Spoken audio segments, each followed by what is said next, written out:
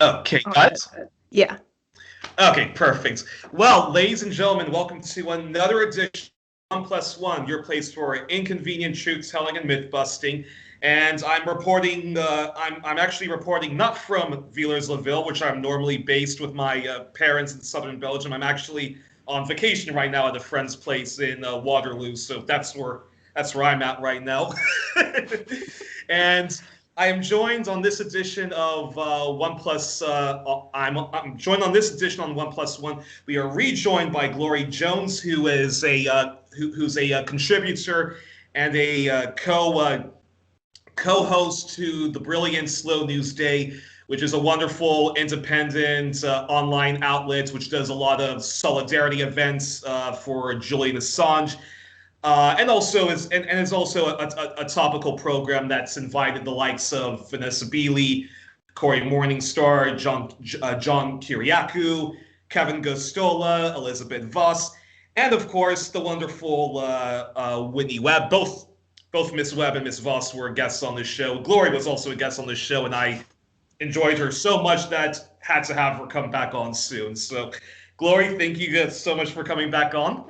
Yeah, of course. Thanks for having me. It was a great conversation last time, so And it's gonna be a great one this time around. And so, Glory, so the first question I wanted to ask you is what's the latest that's going on with the Biden administration and the extreme age of censorship? Because we talked a lot last time around about how, after the storming of the barricades of the Trump supporters, who we both, even though we don't agree with their ideology at all, we both do think strongly that they had legitimate grievances because, we read people like Whitney Webb, who did expose that the deep states and, sided with Biden in order to, and we're doing a lot of nefarious things to thwart the election from Donald Trump. And with the storming of the Capitol, there's growing calls from the pseudo left and the ruling and the ruling establishment of Biden to pass through more censorship laws and more suppression, Patriot Act 2.2. So what's the latest that's going on? What's the latest that's going on with that you and your colleagues at Slow News Day have been monitoring and are trying to warn people about?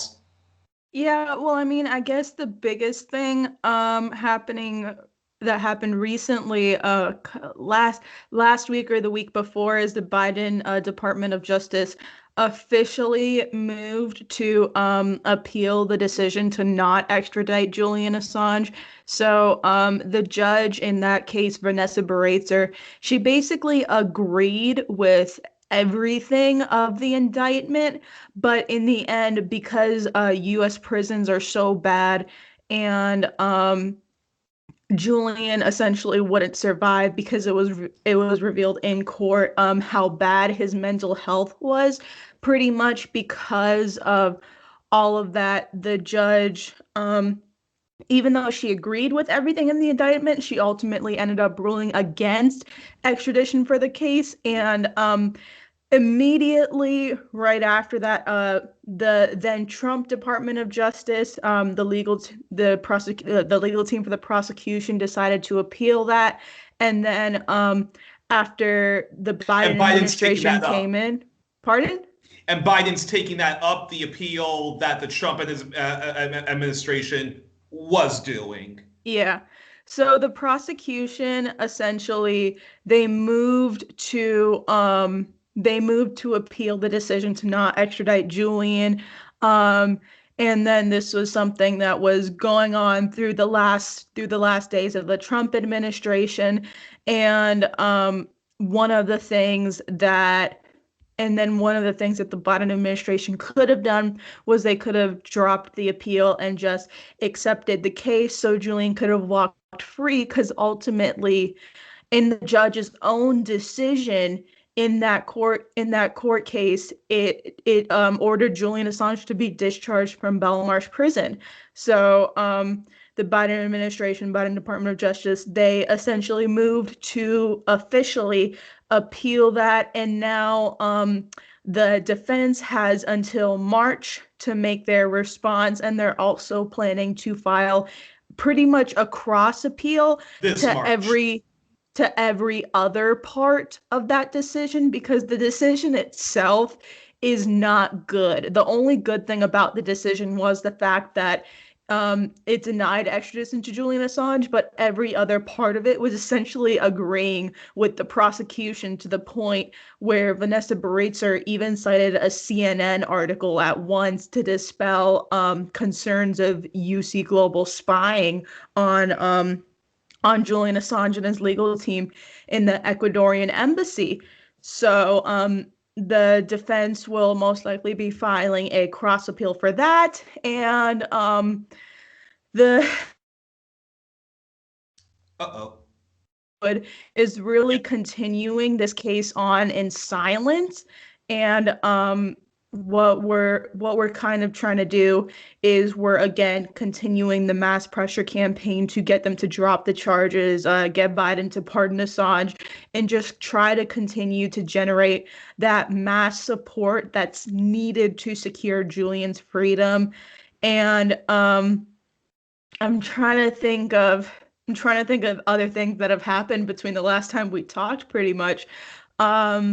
But also another thing that kind of happened while we're in terms of like expanding the surveillance state and such is the first public pre-crime arrest was made in Tallahassee a couple weeks ago.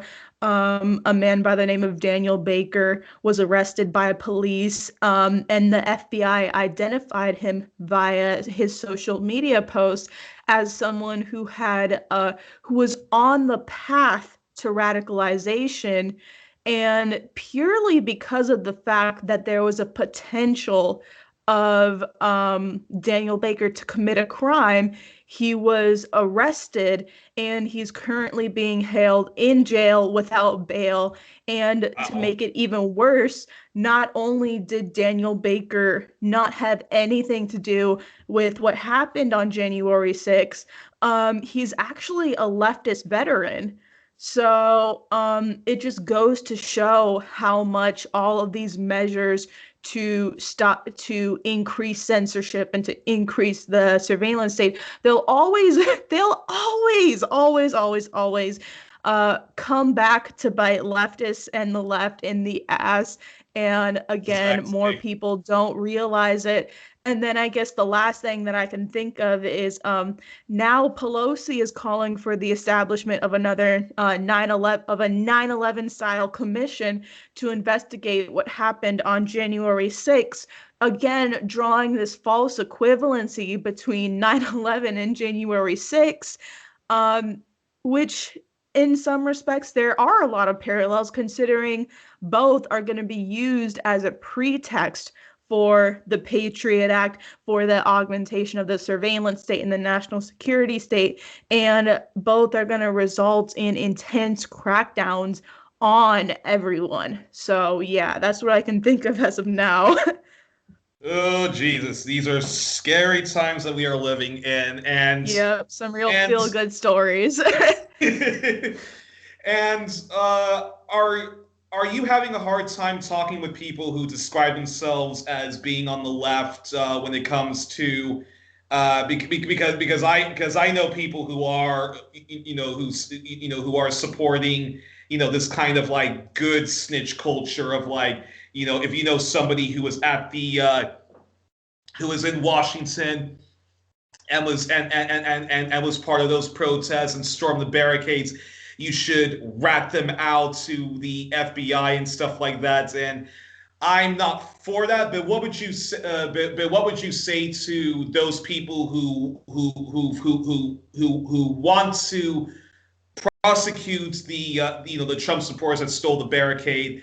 because I'm sure they'll say, hey, these are right-wing extremists, and we can't just allow people who are right-wing extremists to, storm the Capitol like that, especially if they wanted to physically hurt an Alexandria Ocasio-Cortez or somebody like that. Well, yeah, I mean, to that, I'd say the FBI doesn't need your help. They don't need your snitching in order to track down these people. Like, Yeah. regardless of whether you think the people involved in the January 6th events should be prosecuted or caught or whatever, regardless of what you think about them, the FBI does not need your help to catch them. The use of facial recognition software has skyrocketed in the past couple of weeks. There was a documented spike in database searches for a facial recognition company called Clearview AI, which uses a database of pictures from social media, from Facebook, from Snapchat, from Instagram, to essentially identify someone and match them up with their profile and such and such. Yeah. And this company, which not only was one of their primary investors, Peter Thiel, founder of Palantir. Oh, wow. Yeah, but recently, a couple weeks ago, the office of the privacy commissioner for the Canadian government actually deemed that Clearview AI was illegal mass surveillance and ordered all Canadians to be erased from their databases. So these are kind of the companies that we're dealing with. And there was a spike in searches among Clearview AI's databases by law enforcement officers. And there are documented instances of law enforcement officers using collaborating with the FBI with the information they obtain from facial recognition tech, and they're giving up this information to the FBI, and they're doing that just completely all by themselves. Even in LA, the LAPD, they're actually working with Ring Amazon to try and identify protesters, like, because for those of you that don't know who could be watching this, Ring Amazon is basically an electronic doorbell, and it has a little camera in it. So like when something rings, you can see who's at the door. And LAPD, the police here in LA, and Ring Amazon are collaborating. There's documented emails. There's redacted emails that were released recently, which shows several correspondences between officers and people from Ring Amazon trying to identify people from protests. So yeah, it's all really, really bad.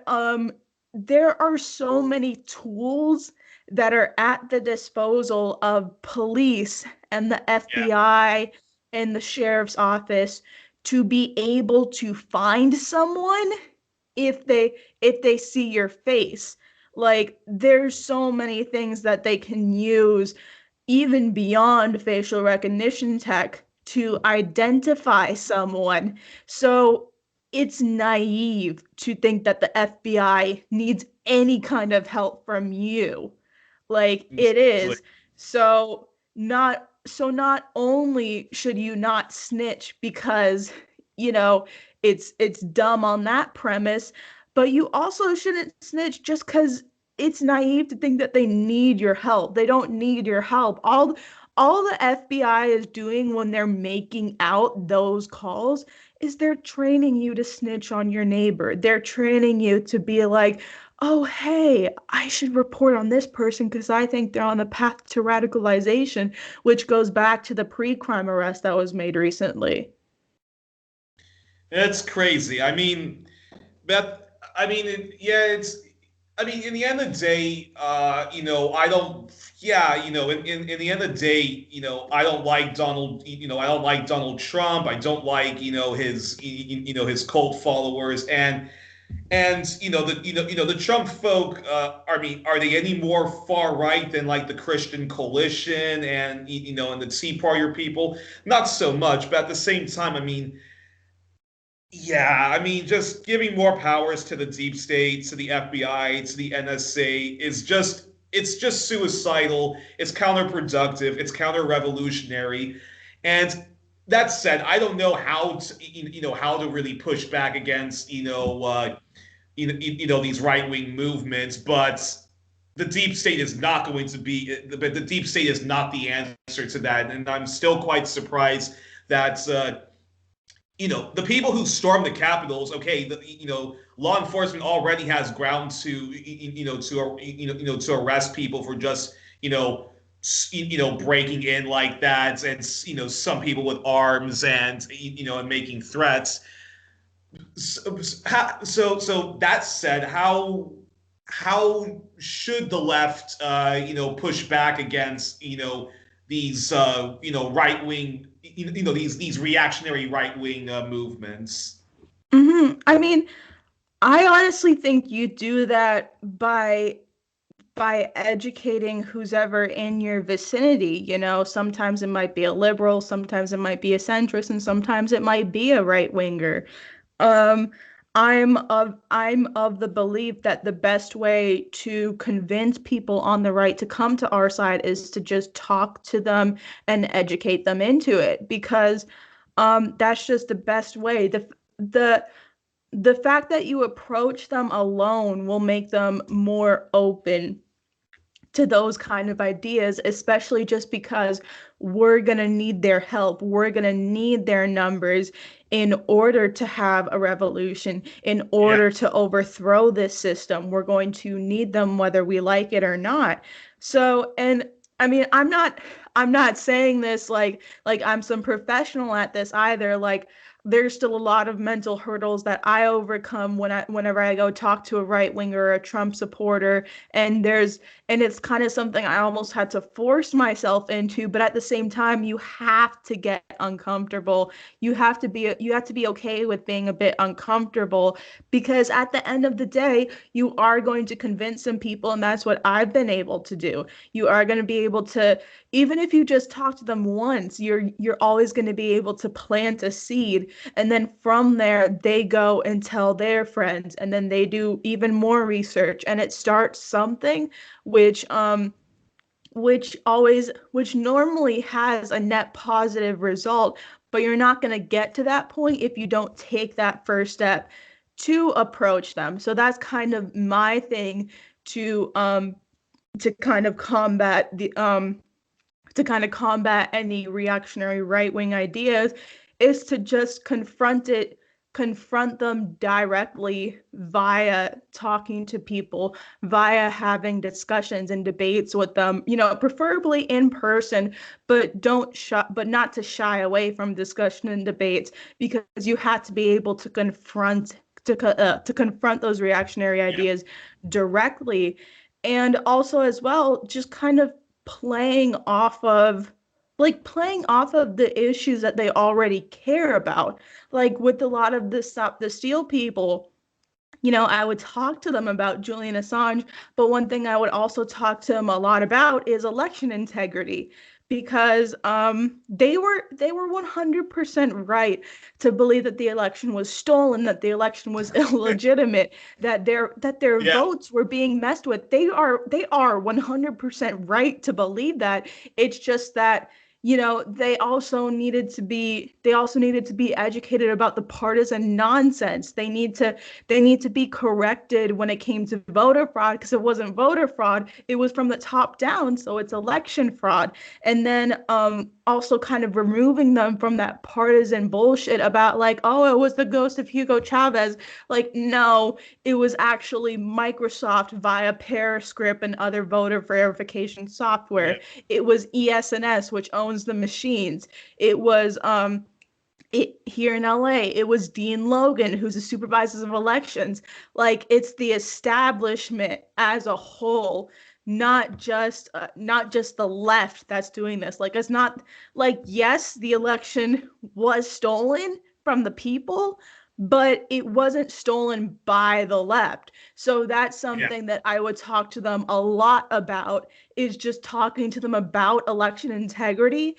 And oftentimes, because I didn't dismiss them as crazy conspiracy theorists, because I agreed with them on the fact that it was an illegitimate election, they were a lot more open to being corrected on some of the narratives that they were pushing. Like, I've literally talked to people where I once talked to someone at a Stop the Steal rally where they had a sign that said, like, oh, stop the voter fraud or something like that.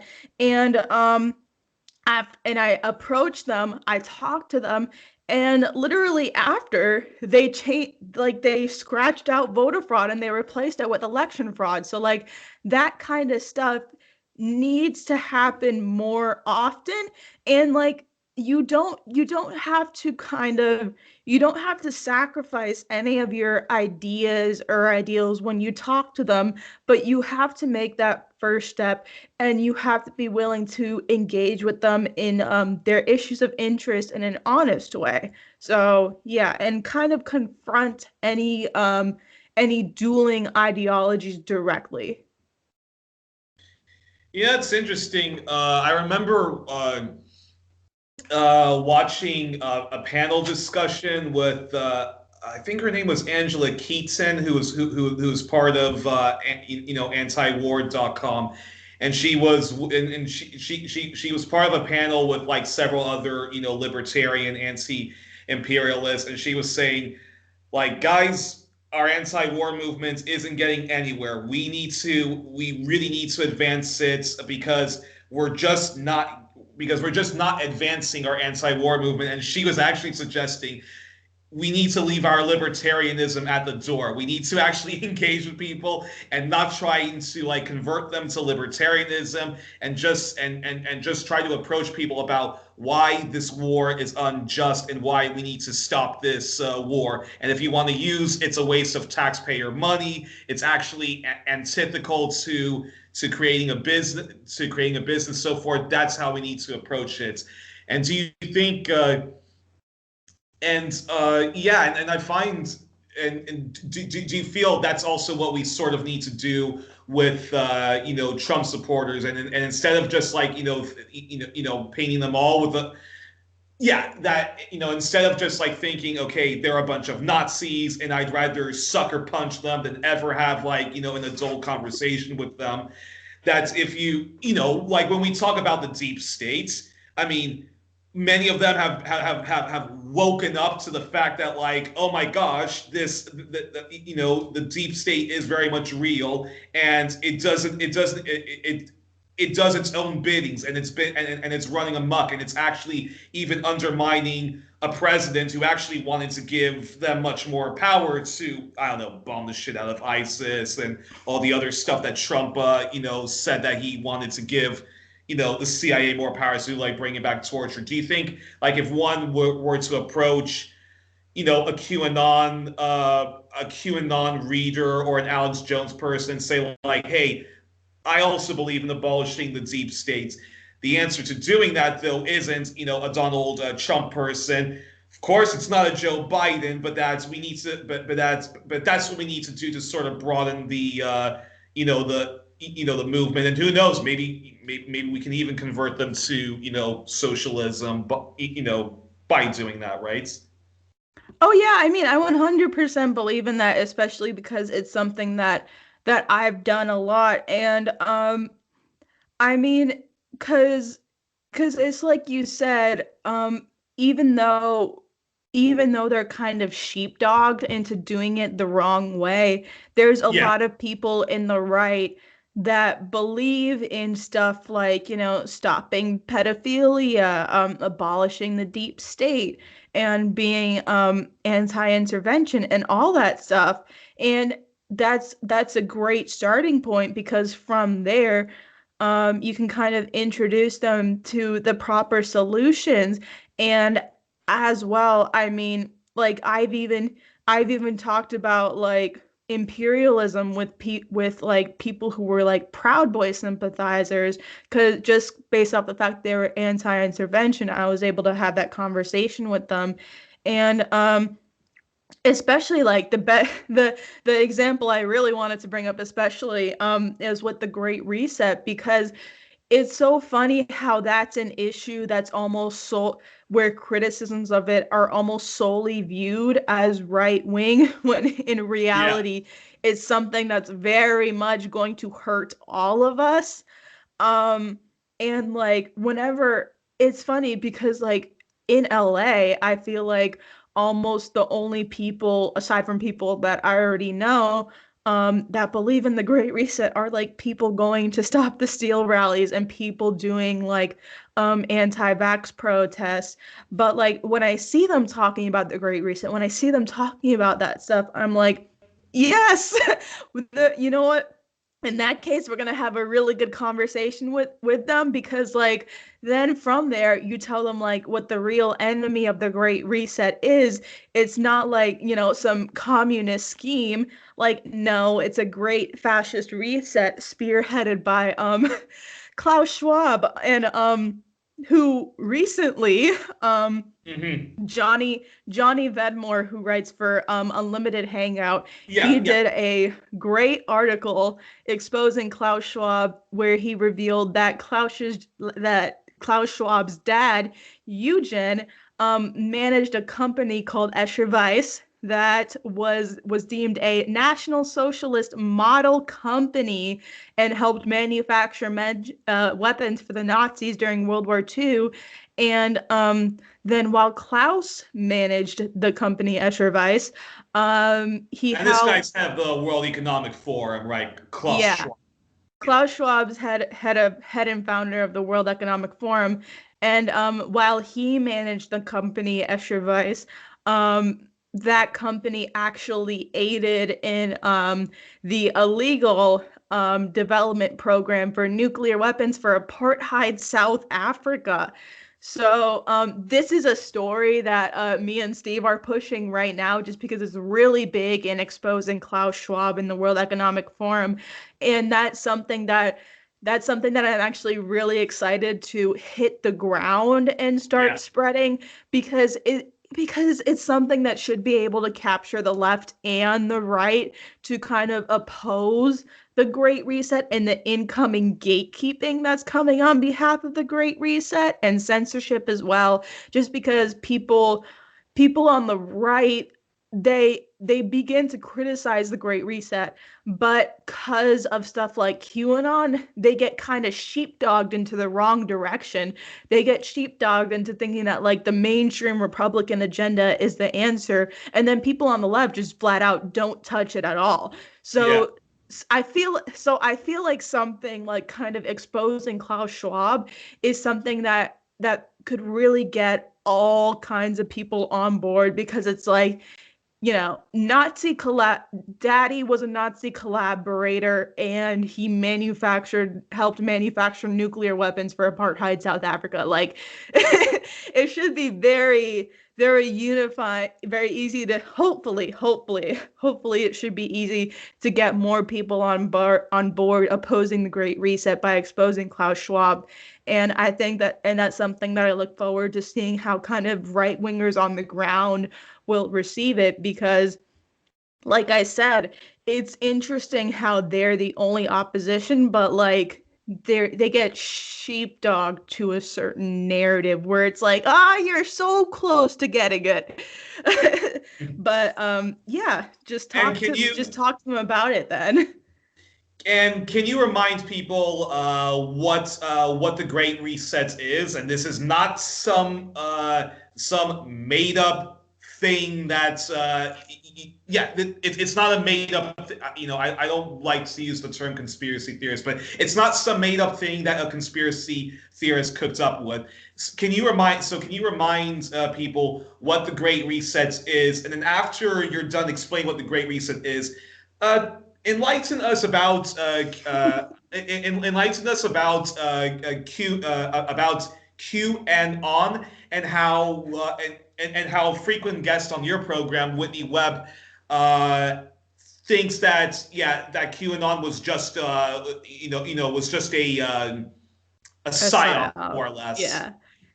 Yeah, I mean, pretty much. The Great Reset is it's kind of this, it kind of is a conspiracy because it's very much a select group of people conspiring behind doors over how they're gonna ration the world back to us after they destroyed it. So I do kind of want to say it's a conspiracy from that standpoint, but it's kind of a global conspiracy pushed by oligarchs to essentially try and ration back the world they destroyed, because a lot of people are waking up to the idea that global capitalism has failed immensely, and they're waking up to the fact that people are beginning to notice this.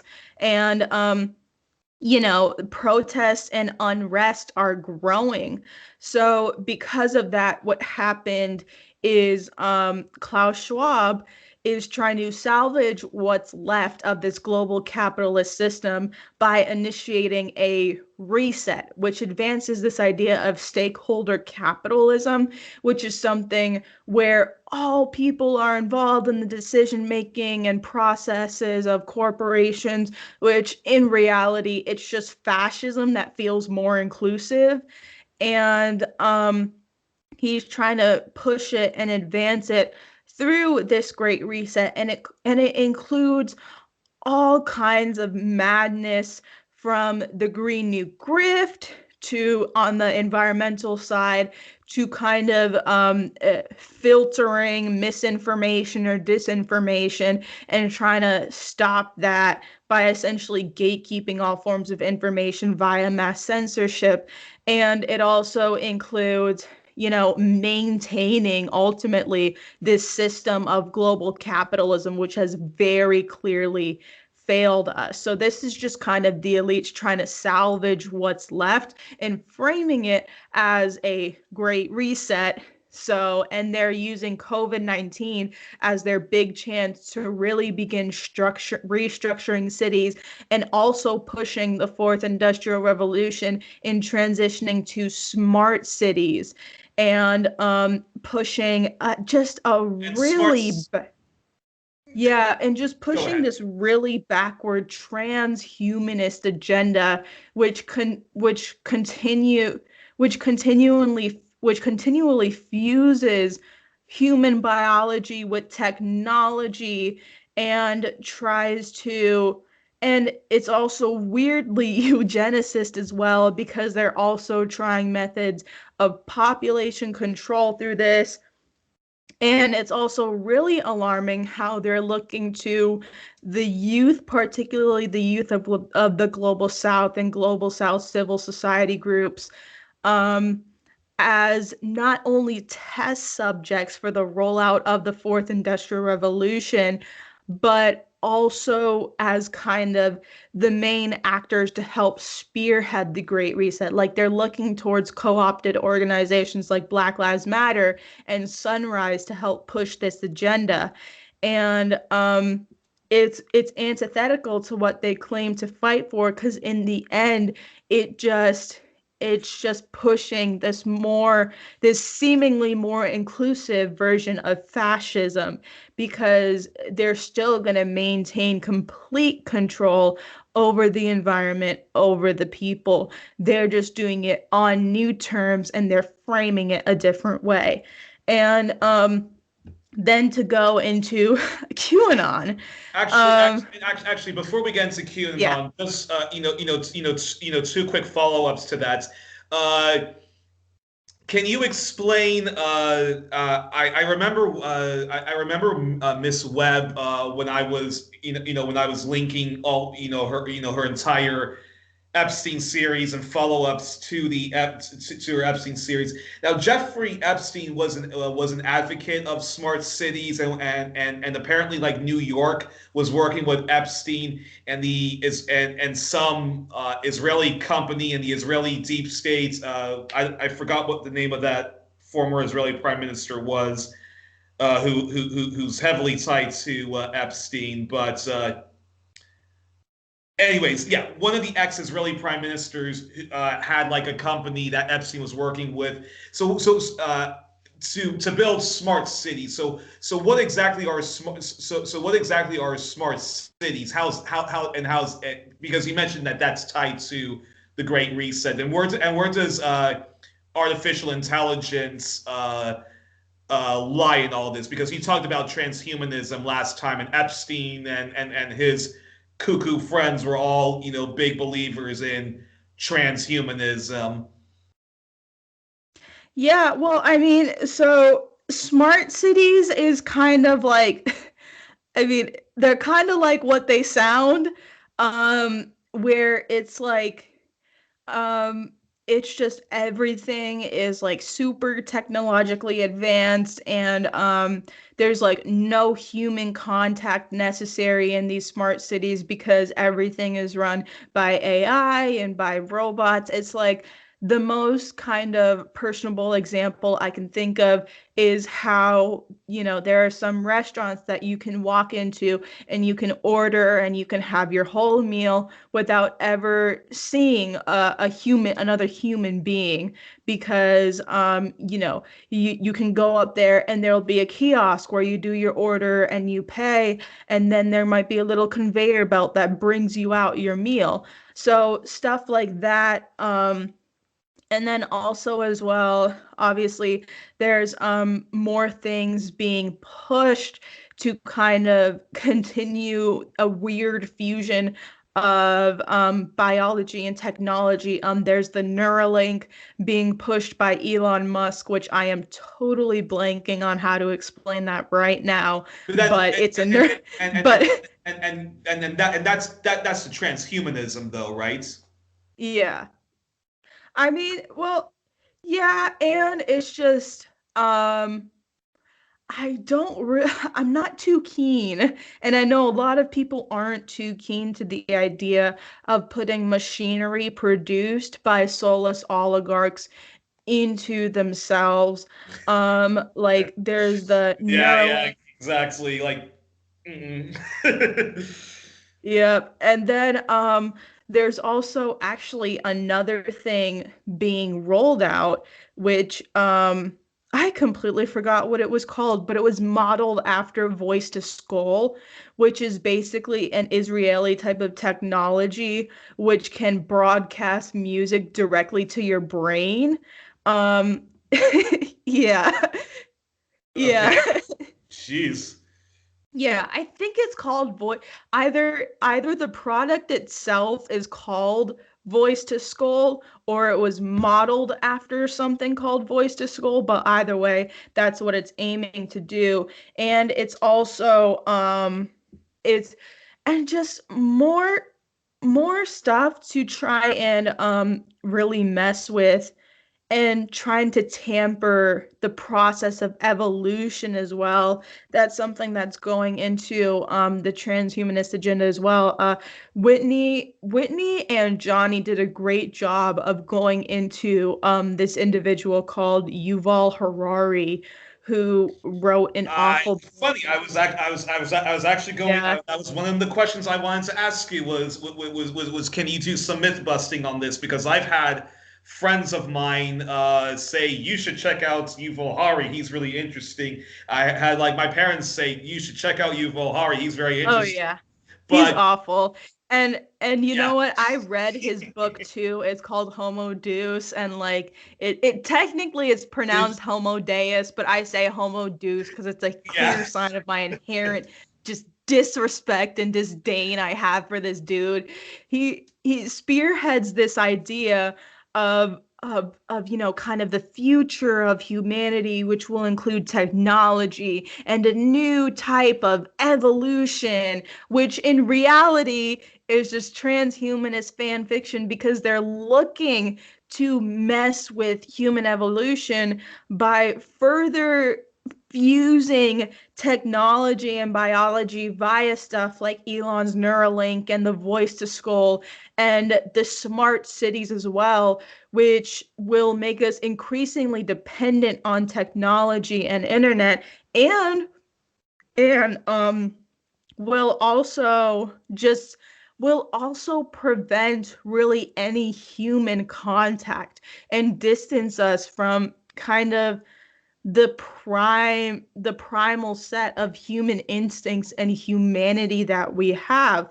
Like, it's going to distance us from nature, it's going to distance us from each other, and we're not going to have really social skills anymore. We're not going to really have a connection to nature. We're not going to have a dependence on nature anymore. And even in one of the Great Reset ads themselves, they say crazy shit like, you will eat less meat and you will like it, and stuff like that. They also say you won't own anything and you'll like it, and just really, really weird stuff that's trying to construct society in this weird new way that's supposed to make us feel inclusive, but at the end of the day, it's just super fascism. Or yeah. Is green capitalism part of this? And that's a topic that we have that we're going to have to do for another day. But it's the whole idea of of green capitalism. In other words, we don't have to in other words, we need to get off the fossil fuels. We need to get off the mining. If we actually want to live on Earth, we need to have a proper sustainable economy, which even means some of those green solutions like like solar panels. We may even have to abandon that. But is the whole idea of of green capitalism part of that? Because Elon Musk is apparently a guy that's investing in like renewable energies, and whatever one thinks of coronavirus. Coronavirus is being weaponized to pass through a lot of reactionary shock doctrine shit, and yeah. So where does the falsehood of of AOC's Green New Deal and other people's Green New Deals fall into this? Yeah, well, first of all, I think green capitalism is kind of an oxymoron, because Yeah, it is. because capitalism can't be green. But Well, hey, yeah, Elizabeth Warren says that we can. She wants to green yeah, our military. I forgot about the green drone bombs. Like, damn, the green military. It's like, yeah, totally. Um, it's it's asinine to think that we can trust the same people who destroyed the environment to fix it again. Yeah. Um, like, the easy, and you bring up the example of Elon Musk. Like, he pushes Tesla, which, oh, it's so good because there's no gas, there's no greenhouse gas emissions, when those Tesla requires massive amounts of lithium, which they literally supported a coup in Bolivia for. And then you also consider stuff like mining, how it's still going to exist. Like, mining in Africa for resources hasn't stopped, and because there's still a vast amount of minerals in Central Africa and the Congo, in West Africa, and in the whole continent, really. And once they exhaust the resources in that continent, then they're going to start looking towards the oceans. And Mark Benioff, who's the founder of Time Mag, not the founder, but he's currently the owner of Time Yeah. Magazine, and he has something called the Benioff Ocean Initiative, which basically part of what it does is it gatekeeps deep sea mining. So because there's literally stakes in for the bottom of the ocean right now, despite the fact that oceanographers haven't even properly mapped out what the bottom of our ocean looks like yet. Wow. And people are already selling stakes in them. So the mining is going to continue. It's just going to be underwater because they're going to use because they're going to mine the minerals that can be found in areas like hydrothermal vents, which will be a lot of calcium and barium and sulfur and and all kinds of stuff that they're going to get from the bottom of the ocean, not even knowing the full extent of the ecological damage that that could do on ocean communities. And there are already millions of dollars in stakes being sold on the bottom of the ocean. So the mining will essentially continue. And I've actually even talked with a couple of activists from Anonymous who have even said that they're looking towards minerals that can be found in asteroids because there can be amounts of gold found in asteroids. So something like mining is going to continue regardless of whatever their agenda is, as long as the people at the wheel are the ones currently doing the mining today. And especially something like the Green New Deal, it doesn't even mention the military at all. Like Yeah. imperialism is is vast is surprisingly, imperialism is incredibly wasteful for the environment. So, nowhere in green capitalism is there an emphasis on dismantling imperialism. Nowhere in that kind of woke capitalism is there an emphasis on taking down corporations who are doing most of the mining, taking Yeah. down corporations who are doing most of the ecological damage. In fact, what green capitalism does is it just puts them in charge to make sure that they're doing the right thing. It's like, no, that's not going to happen. You have to, if you want green capitalism, then you have to take out the capitalism part and take out the imperialism part and really remove these oligarchs from the conversation, because Also need to get rid of the profit we can't motive. trust people who literally fomented the problems we have today to then turn around and fix it. Like, one thing that the Great Reset aims to try and fix is nuclear proliferation. Well, how can we trust someone like Klaus Schwab to be at the forefront of that when his company literally helped manufacture the illegal nuclear program for apartheid South Africa? And this is the man that so many people are trusting to kind of lead the debate on nuclear proliferation. It's insane. So to begin to help make the world better and kind of, salvage what's left of the world, we have to make sure that the people who destroyed it in the first place aren't the ones gatekeeping the solutions. It's crazy. And before we get into Q and non, where does Bill Gates fit into all of this? And it's and Gates had ties to the Epstein criminal network. And where does Bill Gates, fit into the Great Reset and propping up the dodgy medical solutions to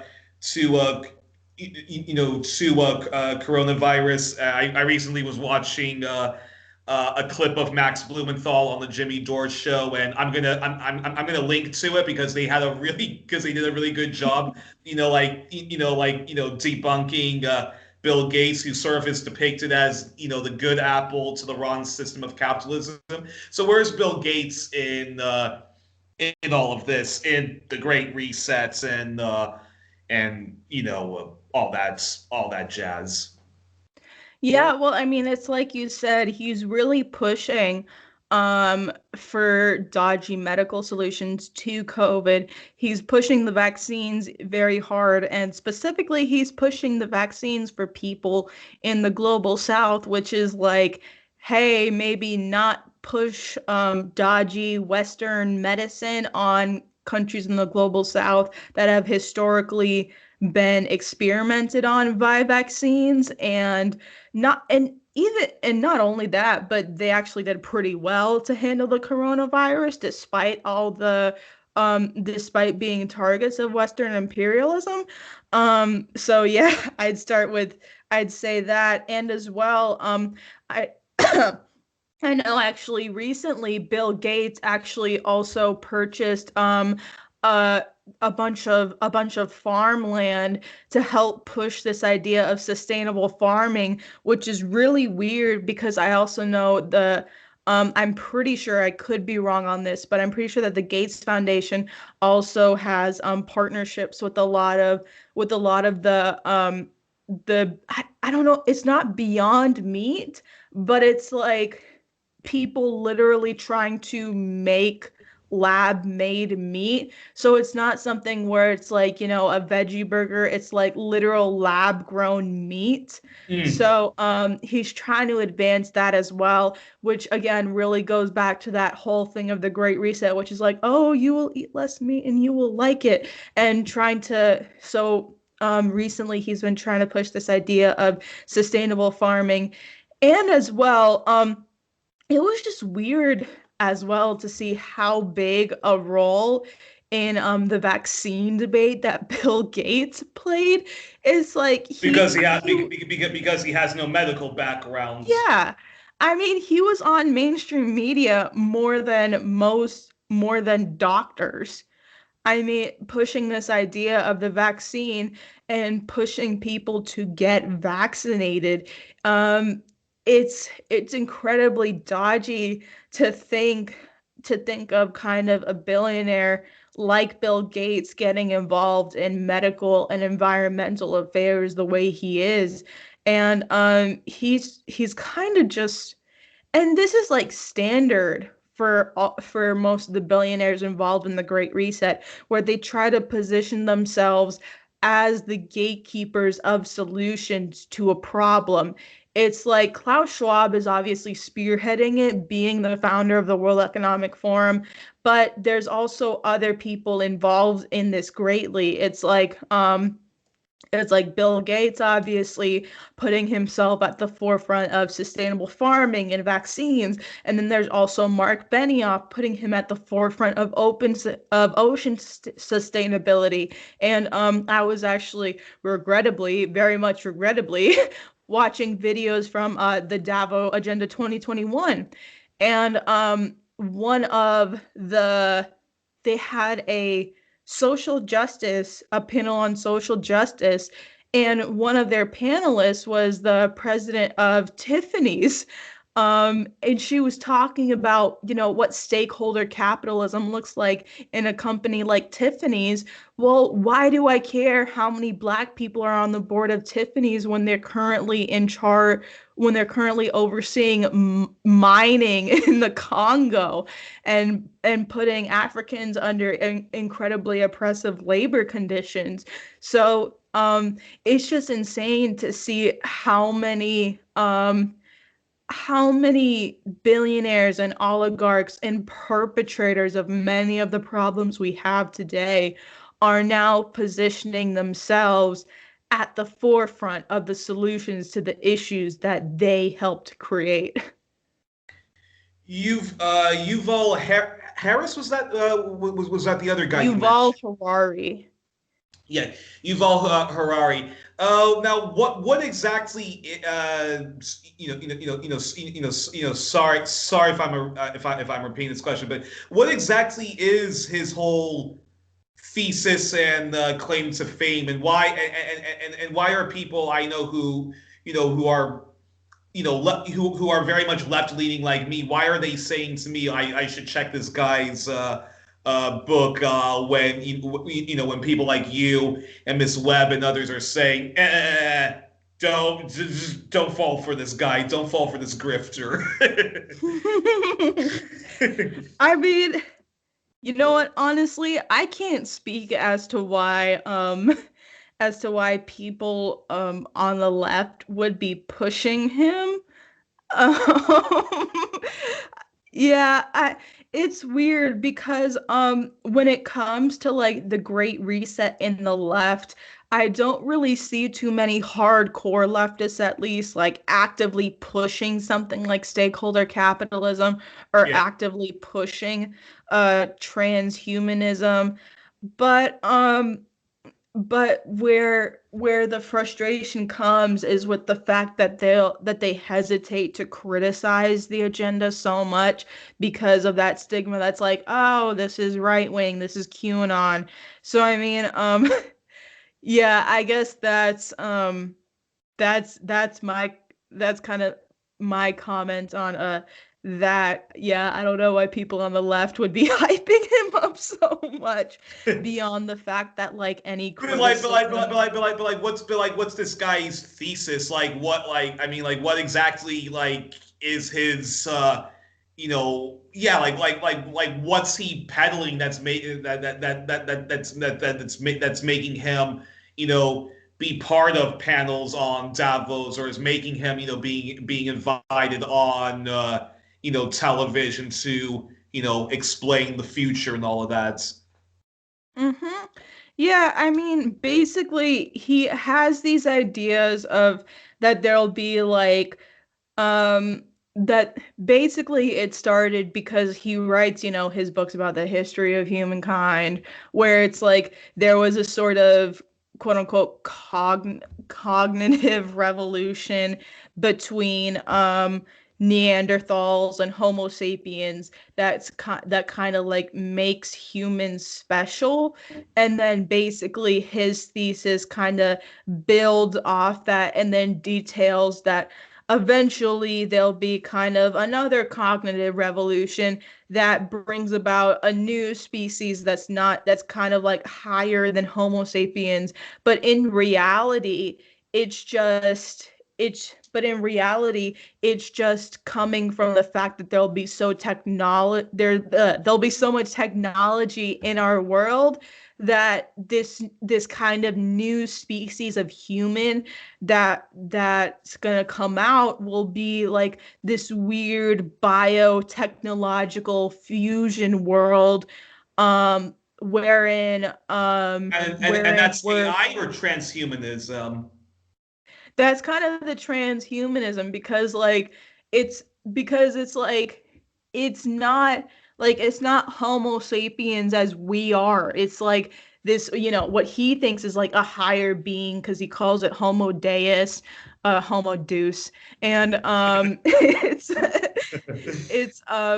but like it's advancing this idea that like we're eventually going to evolve because of all the technology available to us and because of more of the technological advancements that are going to take place.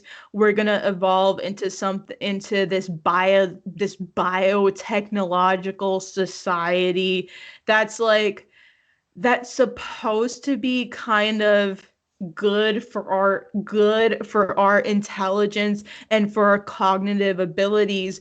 But the problem with that is it's also distance us from our own humanity.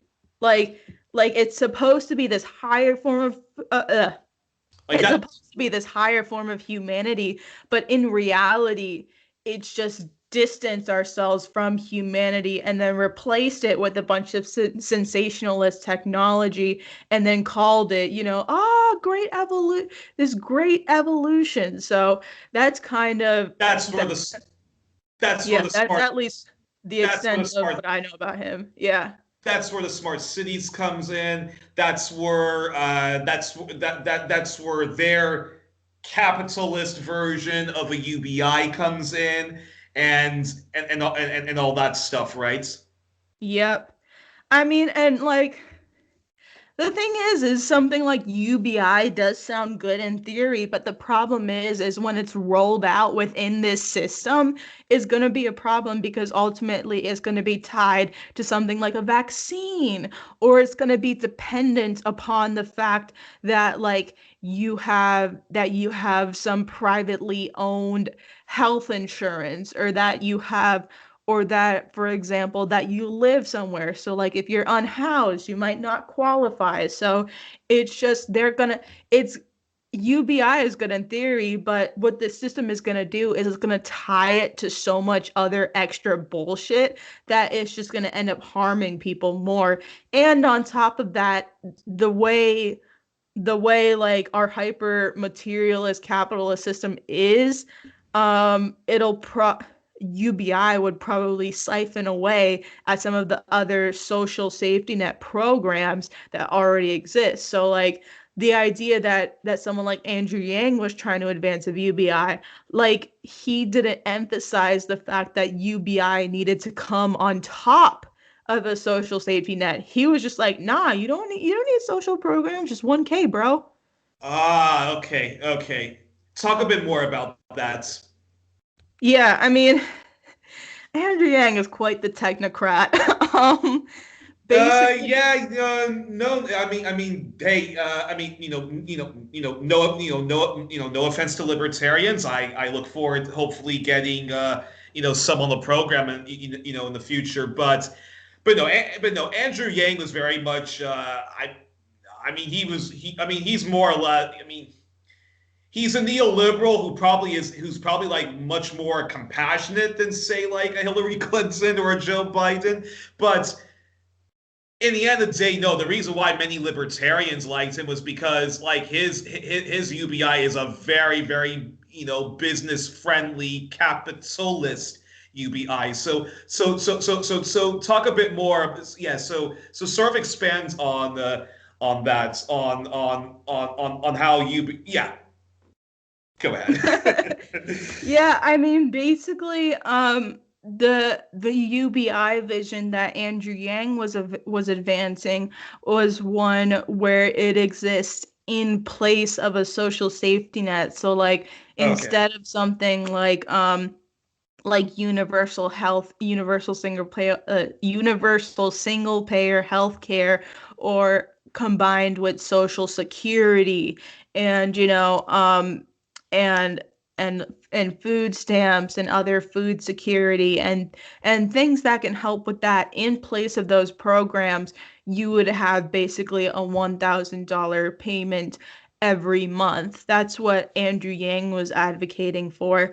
And the problem with that is not only is 1K just flat out not enough in a lot of states, especially California, but also when it exists without a social safety net, it's just flat out not enough. And what I totally lost my train of thought. Oh yeah, and Interesting. another thing that's gonna happen is they're gonna tie UBI to something like a vaccine. Like John Delaney hinted at this one time, where he basically suggested giving $1,000 payments to people if they got the vaccine. When in reality, it should be everybody. Like this shouldn't be a payment that's tied to, especially a vaccine, if because not everybody should be getting the vaccine. Like Yeah, even exactly. even if it was a good vaccine, even Yeah, if it wasn't a dodgy Pfizer vaccine or dodgy Moderna vaccine or dodgy AstraZeneca vaccine, I would be saying like, yeah, not everybody should get this vaccine, but everybody should be able to get 1K regardless of if they get a vaccine or not. So it's asinine to think of tying this to getting a vaccine, or also to buying into something like a smart city, or completely accepting the Great Reset and the full implications of that. wow. That sounds very frightening, and it sounds as if hey, I'm an advocate of a UBI, but the way you sort of described it and the way you sort of demystified Andrew Yang's UBI, which many capitalists are advocating, it kind of reminds me of when in England, the previous conservative government of Theresa May, and it's been continued on with Boris Johnson. They had this thing called universal credit. Now, I don't know all of the ins and outs of it. It sounded a bit complicated, but what they pretty much did was they completely restructured how the welfare system and the benefit system was, which was already, continuously like underfunded, and there was cuts made to it since Thatcherism, and they introduced things like welfare to work, kind of like what the Clintons did with their welfare. Anyways, so they introduced this thing called universal credit, which was supposed to make the benefit system much more simple.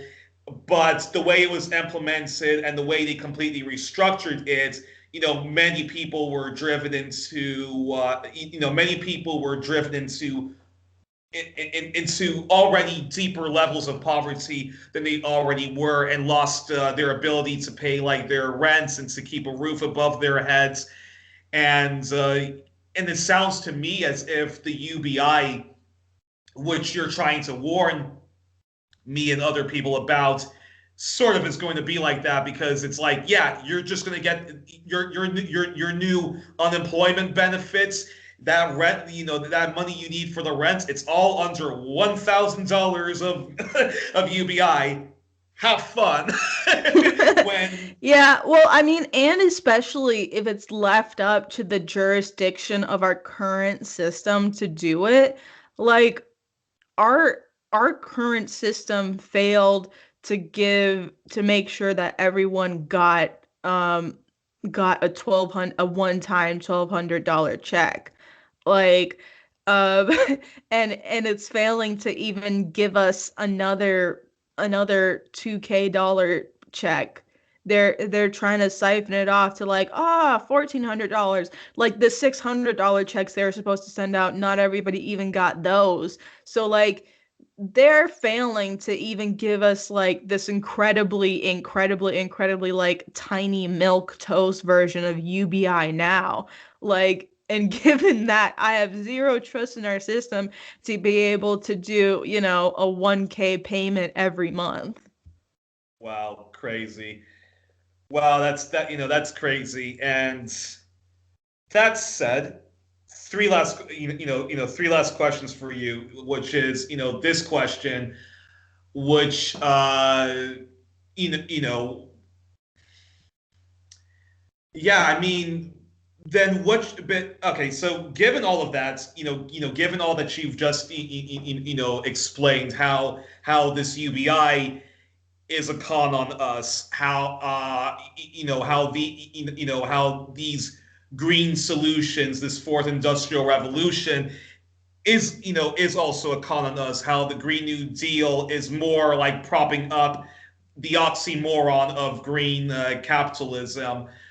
Where where then is the hope for humanity? Because it sounds to me as if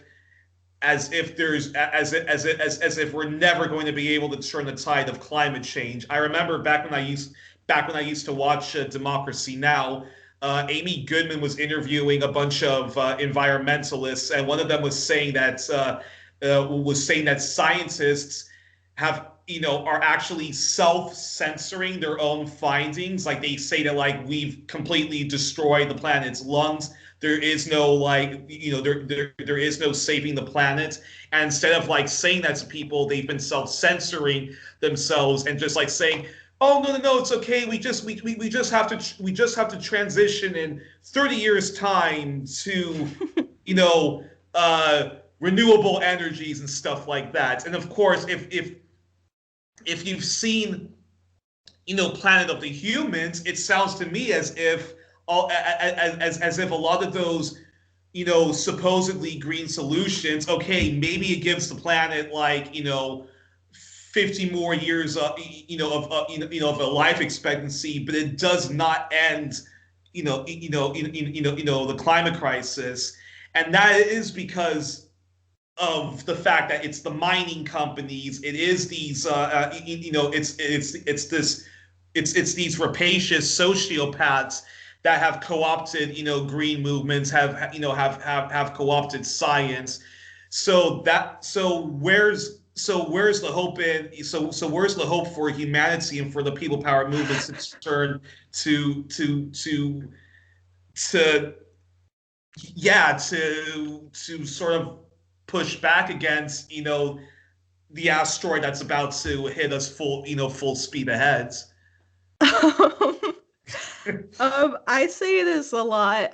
It honestly kind of depends on my mood, how optimistic I am and how hopeful I am about the future of humanity. I mean, right now I'm kind of hopeful just because, like I mentioned earlier, we have a new article out exposing Klaus Schwab. So I hope that kind of pushing that will be an avenue to open people's eyes and get them to kind of push back against this more and do some more digging into what the Great Reset and Fourth Industrial Revolution really are. Um, I mean, I guess my starting point is generally optimistic just because one, I'm an activist, so I have to maintain like some core of hope and optimism. Um, and kind of my main base of optimism is just the fact that I see the energy for change there. It's like global oligarchs wouldn't be moving so fast to try and initiate this great reset if it wasn't for the fact that there was so much protest coming at this time. If they didn't pick up on the fact that so many people are noticing that our current system is failing us. So I think going forward, the best thing to do is to just use that energy that recognizes what's failing, that recognizes that the system is failing, and wants to generate change and wants to kind of, fuck shit up and really just overthrow whatever the current order um, is just to take that energy and kind of talk to people into realizing where they should be directing their energies, that they should be directing it at someone like Klaus Schwab and not into a co-opted organization like Sunrise or Black Lives Matter. And because ultimately the solutions for these problems aren't going to come from what Sunrise or Black Lives Matter is proposing. It's going to come from this massive overhaul of the global system that we have. So I think just talking to people that have that energy for a change on the left and the right is going to help people realize who the true enemies are and what we need to do. And then from there, we can have this mass post-partisan movement to really just have a total overhaul of this current world order, this current hyper materialist and imperialist order, and really just just kind of do it through an incredibly post-partisan means, because otherwise, if it's not post-partisan, we're not going to really have the numbers to make it happen. So yeah, just kind of using that energy and trying to educate people, and then from there they still have that energy to want to have a revolution and change, but it'll be directed at the right thing. And this is the second to last question. And if it is true that there's no hope for humanity because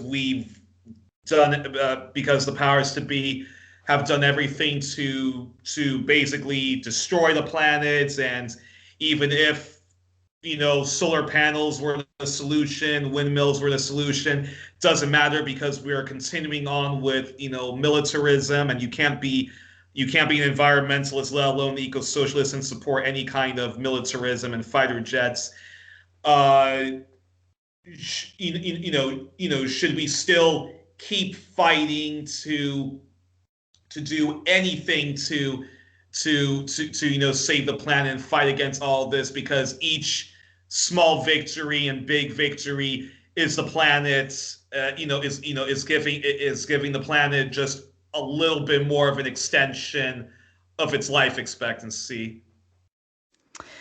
I mean, I think regardless of what happens, whether the Davos agenda succeeds or not, regardless of what happens, I'm always going to be fighting. That's just because, or at least that's how I feel right now. I feel like I'll always be fighting, just kind of because, that's who I am, and also just because I'm young, so I still have a lot of like youthful energy, and I still have, enough time left to want to be able to not see my friends and family and like my younger sister get sucked into this agenda.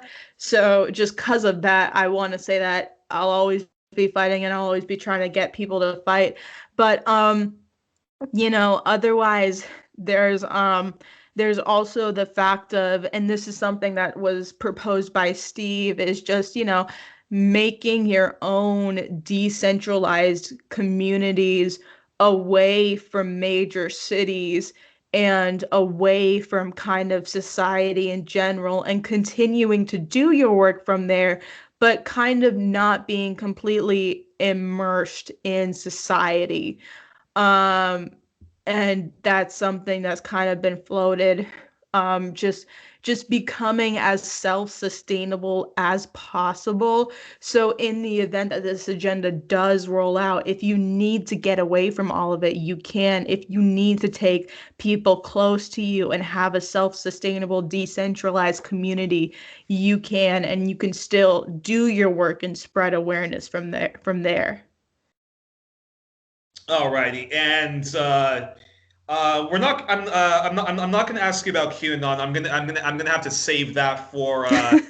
I'm gonna have to save that for for another time. But you mentioned you mentioned that the powers that be are trying to create meat tasting things from labs in order so that people can not consume meat.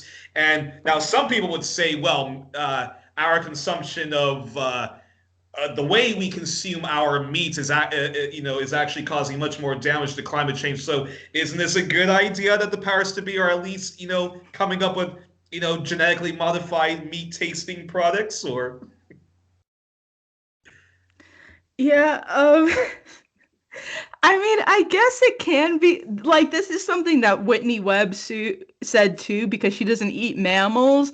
So it's like, it's kind of a good thing that alternatives to meat are coming up, but at the same time, it's also something that wouldn't be good when it's coming from global oligarchs, when it's being spearheaded by global oligarchs, and just particularly if it comes to something where it's going to be forced upon us and it's going to be all we eat, just because like everybody's bodies are built differently, so not everybody should be forced to eat lab grown meat. And like, I'm not a vegan, or a vegetarian or any of that. So that's kind of the perspective I'm coming from.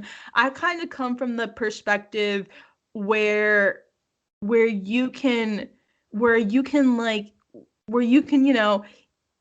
eat whatever you want as long as it's sustainable. So something like, one thing I'm like, I love eating fish, but I'm also very passionate in terms of like conservation when it comes to the ocean and preventing overfishing. Like, I'm very much for sustainable fishing, and not just none of the mechanisms that they currently use to fish, like factory ships or bottom trawlers, which are absolutely which have devastating overall effects on the ocean ecosystems.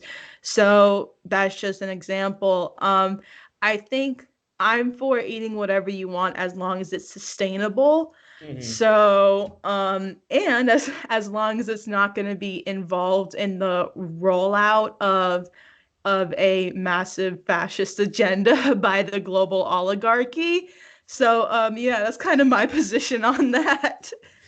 Sounds to me, sounds to me in closing that we could all still live on Earth and have a good life on Earth if we just got rid of the for-profit system that is capitalism, where you always have to make money, you always have to make profits. It's never about sustainability. It's just about endless profits and the pursuit of profits. That we can't that when it comes to meat consumption, like some scientists say that no, we don't have to complete. I mean, it would be better if we got off a meat diet, but we don't have to but we don't have to do this rapacious endless consumption of meats where we're destroying we're destroying the planet, right? And because that's what you were mentioning with the overfishing. Yeah. Yeah. I mean, there's materialism is a problem in whatever form it comes in. There's non-cruelty free vegan food. Like if you consider immigrant labor that would go into something like farming or picking your fruit, like that, something like that would not be cruelty free, even if you're a vegan and you're trying to kind of frame your whole diet as being cruelty free. Like there's a way there's a way to kind of corrupt anything when it's put when it's within this when it's within like a mass centralized system that emphasizes something like hyper consumerism and hyper materialism. Yeah. Well. Exactly. We need to get rid of the system's not working. It's not sustainable, and we really need to replace this sociopathic for-profit system of capitalism with sustainable eco-socialism. But alrighty, on that note,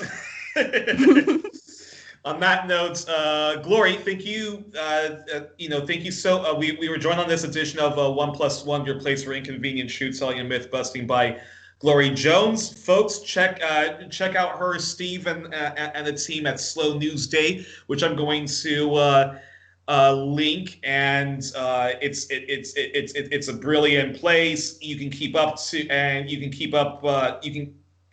check out their live streams. They do lots of solidarity work for the greatest publisher, Julian Assange, who's under attack.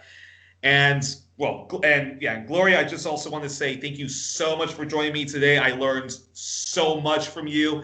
It was it was a wonderful conversation. Lots to ponder about, and I look forward to having you. I look forward to having you back in the future soon. Yeah, no, definitely. I always enjoy these conversations, so look forward to being back. Wonderful. All right, and I'll talk to you then. And ciao, everybody. Stay safe.